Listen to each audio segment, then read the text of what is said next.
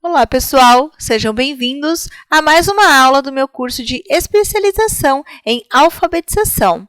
Eu sou a professora Sandra Pugliese e hoje nós vamos falar de compreensão de leitura. Essa é a parte 2 do vídeo que trata do assunto compreensão. Eu já tenho a parte 1 e eu decidi também fazer a parte 3. Então, na parte 1 eu falei sobre compreensão antes da leitura.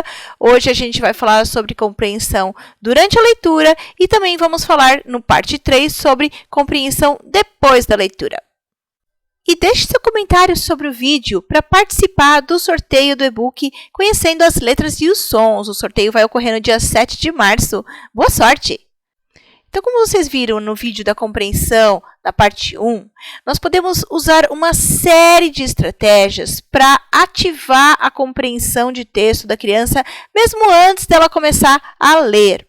No entanto, é durante a leitura que muitos professores ficam em dúvida em como agir para que a criança melhore a sua habilidade de compreender um texto. Muita gente acha que para ensinar compreensão basta dar um texto e as perguntas e a criança aprende a ler, interpretar e responder sozinha e dali ela vai desenvolver a habilidade de compreensão dela. Mas, conforme vocês viram na aula passada e vão ver hoje, a compreensão é uma habilidade muito complexa e a gente tem sim como fazer algumas atividades para induzir, para melhorar a habilidade da compreensão. Vamos ver então? Uma questão muito importante que tem sido muito abordada nas pesquisas que estudam a compreensão de texto, é saber que tipos de inferência ocorrem durante a leitura. Para quem não sabe, inferência é uma dedução feita com base em informações ou um raciocínio que você vai usar dados disponíveis num texto para se chegar a uma conclusão. Então, inferir é você deduzir um resultado, uma informação por lógica, com base na interpretação de outras informações. É você chegar a uma conclusão com base na análise de vários argumentos presentes naquele determinado contexto, no caso, o texto. E existem 3 tipos de inferências que nós fazemos durante a leitura e nós podemos, quando a gente conhece essas inferências, nós podemos trabalhar com elas em sala de aula. Vamos conhecê-las então. O primeiro tipo de inferência que nós vamos tratar são as inferência de correferência. Tá? É o tipo mais comum de inferência que tem. Às vezes a gente nem percebe que nós estamos fazendo esse tipo de inferência porque elas são consideradas mínimas. Sem elas, a gente não consegue manter a coerência da leitura do texto. Então, é importante nós desenvolvermos alguns exercícios para trabalhar esse tipo de inferência. Por exemplo, eu vou dar um exemplo desse tipo de inferência. Então, a gente está aqui, ó. Manuel entrou no carro, ele fechou a porta. Porta? Que porta é essa? Eu sei que a porta é a porta do carro, não é a porta da casa, né? Porque nós estamos falando do carro. Mas a criança, para entender que porta é essa, ele tem que relacionar com a frase anterior. Então, principalmente no primeiro ano do ensino fundamental, nós podemos criar, não precisa nem ser um texto, mas nós podemos criar frases mais ou menos nesse estilo e fazer perguntas para as crianças, né? Coloca lá, gente, eu vou ler uma frase e vocês vão me explicar o que eu perguntar, ok? Gente, Manuel entrou no carro, ele fechou a porta. Que porta é essa? Deixa as crianças falarem.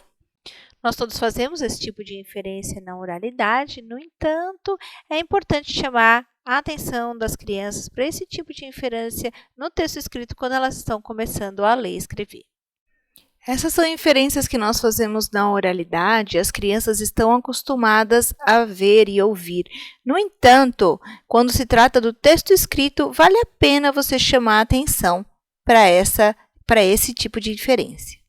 As inferências de coerência causal são aquelas que são extremamente importantes para a compreensão, pois elas são responsáveis pela manutenção da coerência textual. O que eu quero dizer com isso?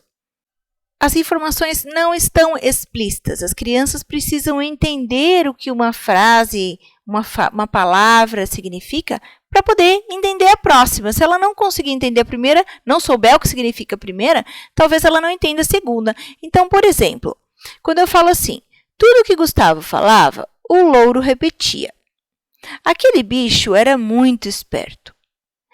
Essa frase só vai ter sentido se as crianças souberem que tipo de bicho era o louro. Elas podem até saber que um bicho estava repetindo o que o Gustavo falava. No entanto, se elas souberem que é um papagaio, elas vão ter muito mais compreensão do que está acontecendo nessa frase. E por ser tão importante, eu vou mostrar alguns outros exemplos que aparecem muito nos textos, que são inferências que, de novo, nós fazemos na linguagem oral o tempo inteiro, mas quando está no texto escrito, às vezes não está tão explícito para a criança, ela precisa entender aquela informação. Então, número 1, Joãozinho chegava da escola e todos os dias pedia para sua mãe deixá-lo ir brincar na rua, mas ela não deixava, porque já era noite. Qual horário Joãozinho estudava? Não está escrito aqui, mas essa informação pode ser inferida. Qual é a sua resposta? Bom, ele estudava à tarde, certo? Porque ele chegava da escola e já era noite. Número 2. Camila pediu ao seu pai para... Opa, está faltando uma palavra aqui. Camila pediu ao seu pai para comprar rapidamente o saco de pipocas, pois o filme já iria começar. Onde Camila estava? Então, a gente relaciona pipoca, filme, provavelmente ela estava no cinema. Então, eu quero que vocês leiam as frases 3, 4, 5 e 6. Dá uma paradinha no vídeo e aí vocês vão responder a pergunta que eu estou deixando aqui para vocês e vocês vão ver que esse é um tipo de inferência que é extremamente importante na compreensão de texto e que nem sempre nós, enquanto professores, trabalhamos esse tipo de pergunta em sala de aula quando a gente dá, por exemplo, uma interpretação de texto. Então, é importante que no trabalho de leitura e compreensão de texto, quando a gente dá a interpretação, você faça perguntas não só sobre o que está acontecendo no texto, mas também perguntas assim, sobre inferências que as crianças podem fazer durante a leitura do texto de informações que não estão tão explícitas. E o último tipo de inferências são aquelas que nós chamamos de preditivas e elaborativas, que é quando o leitor tenta antecipar algum evento ou alguma consequência de uma ação. Esse tipo de inferência tem um custo elevado para os recursos do processamento da compreensão. Nós precisamos investir muitos recursos cognitivos para poder fazer esse tipo de inferência. E é importante a gente começar a ensinar as crianças na escola como fazer. Por quê? Então, por exemplo, a gente tem lá uma história onde aparece a seguinte frase: Kátia entrou em uma sala escura.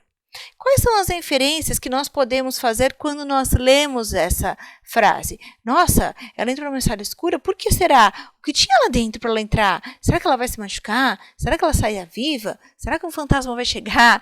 Enfim, são predições que nós podemos fazer sobre um texto. Eu mesmo, quando estou lendo o livro, eu penso, nossa, o que será que vai acontecer com essa personagem? Será que ela vai mesmo tomar essa atitude? O que será que vai acontecer? Isso tudo me ajuda a antecipar o final da história, os acontecimentos que estão por vir. Então, é isso, pessoal, com relação a trabalhar a compreensão durante a leitura do texto, é basicamente a gente trabalhar, é lógico, os fatos que estão ali, né, fatos de causa e consequência, mas também as inferências, porque elas permitem captar o que não está dito no texto de forma explícita. E muitas vezes são essas informações implícitas que fazem com que as crianças não entendam o texto. Então, é sim importante ensinar as crianças a lerem por trás das linhas. E dá para fazer isso? Dá. É só chamar a atenção para esses fatos. E é importante, sim, haver uma instrução da compreensão, né? Hoje, na escola, praticamente o que se tem é o texto e resposta. Lê o texto e responde as perguntas. E, geralmente, as respostas àquelas perguntas estão muito claras no texto. Então, é importante você criar atividades ou perguntas que vão ajudar o seu aluno a raciocinar estrategicamente quando ele se deparar com barreiras à compreensão na leitura. Então, quando ele estiver por ele mesmo lendo algum texto e não entender, ele vai saber que mecanismos, que estratégias ele deve usar para poder entender aquele texto. Eu criei um programa de ensino da compreensão que vai procurar assegurar pelo leitor o uso de uma variedade grande de estratégias cognitivas consideradas importantes para você compreender um texto. O link para esse material eu vou deixar aqui na descrição do vídeo e é gratuito. Nesse material, vocês também vão encontrar um texto sobre compreensão, se vocês quiserem aprofundar um pouquinho mais o conhecimento de vocês sobre o tema. E se você gostou desse vídeo, se você acha que esse conteúdo está te ajudando, deixe o seu joinha e compartilhe com outros professores. Essas ações ajudam demais no crescimento do canal. Vejo vocês no próximo vídeo. Um grande beijo, tchau!